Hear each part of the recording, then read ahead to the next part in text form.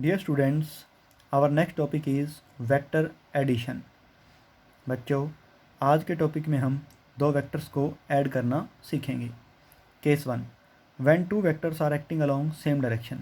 जब दो vectors same direction में एक्ट कर रहे हों। Let two vectors A vector and B vector are acting along same direction.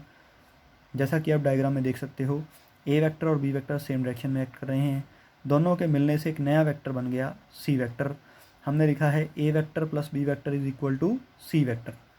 Hair magnitude of C vector is equal to sum of magnitude of A vector and B vector.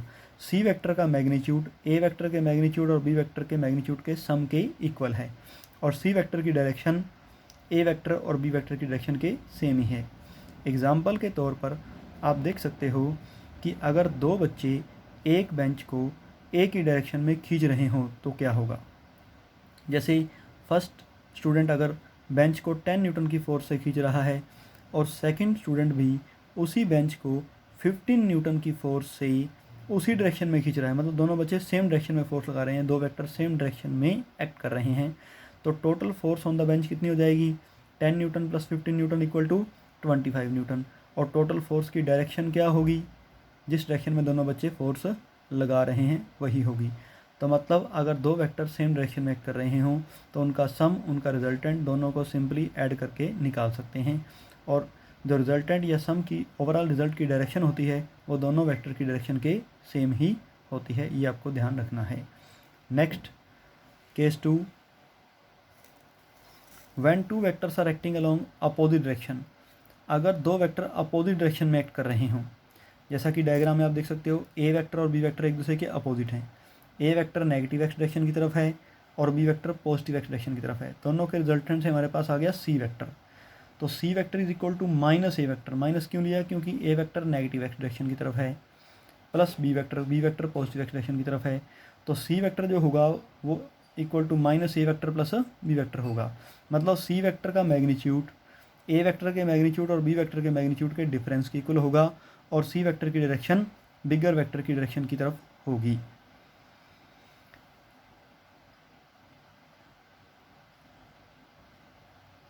Magnitude of C vector is equal to difference in magnitude of two vectors and direction of C vector is along the bigger vector that is along A vector. C vector की direction बड़े vector की तरफ होगी, मतलब ए vector की direction में होगी।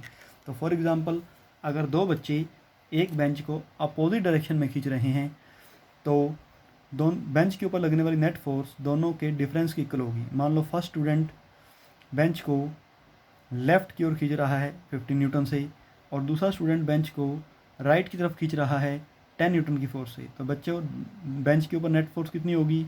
5 newton. 15 minus 10 equal to 5 newton. किस तरफ होगी? जिस तरफ ज़्यादा फोर्स लग रही है, मतलब 15 न्यूटन की तरफ, मतलब लेफ़्ट की तरफ। तो अगर दो वेक्टर अपोजिट डायरेक्शन में एक्ट कर रहे हों तो उनका रिजल्टेंट हम दोनों को सिंपल माइनस करके निकाल सकते हैं, और जो रिजल्टेंट की डायरेक्शन होती है वो बड़े वेक्टर की तरफ होती है। ये आपको ध्यान रखना है। नेक्स्ट, केस 3,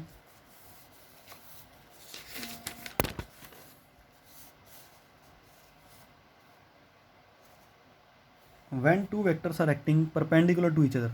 जब दो वेक्टर एक दूसरे के परपेंडिकुलर एक्ट कर रहे हों। Let two vectors A vector and B vector are acting perpendicular to each other as shown. तो यहाँ पर ए वेक्टर और बी वेक्टर एक दूसरे के परपेंडिकुलर एक्ट कर रहे हैं। तो magnitude of C vector is equal to root of magnitude of A vector square plus magnitude of B vector square. तो यहाँ पर सी वेक्टर का मैग्नीट्यूड हाइपोटेन्यूज के इक्वल आप कह सकते हो, ट्रायंगल के हाइपोटेन्यूज से। ट्रायंगल कैसे बनेगा?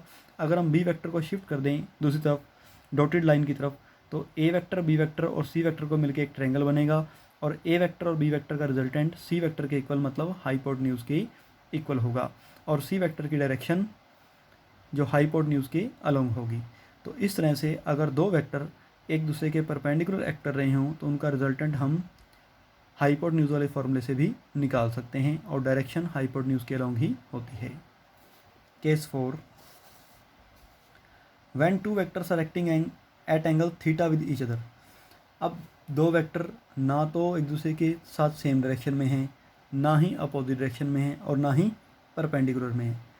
तो अगर दो वेक्टर किसी एंगल थीटा पर हों इनको छोड़कर, सेम डायरेक्शन में नहीं है, अपोजिट डायरेक्शन में नहीं है, परपेंडिकुलर भी नहीं है, किसी और एंगल पे हैं, मान लो 30 डिग्री एंगल पर हैं, 45 डिग्री के एंगल पर हैं, 120 डिग्री के एंगल पर हैं, 150 डिग्री के एंगल पर हैं, तो दो वेक्टर्स के बीच में एंगल कितना भी हो सकता है। Let two vectors A vector and B vector are acting at angle theta with each other such that tail of one vector coincide with head of other vector.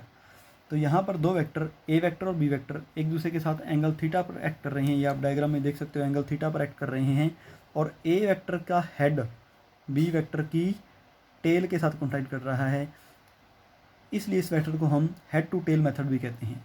तो इसका रिजल्टेंट हम triangle law of vector addition से निकालते हैं या head to tell method से निकालते हैं। हेड टू टेल मेथड इसलिए क्योंकि एक वेक्टर की हेड दूसरे की टेल से कोइंसाइड करती है। तो रिजल्टेंट निकालने के लिए हम यूज़ करेंगे triangle law of vector addition. क्या कहता है ये law? It states that if two vector can be represented by two sides of triangle taken in same order then the resultant is given by third side of triangle taken in reverse order. Triangle law of vector addition क्या कहता है?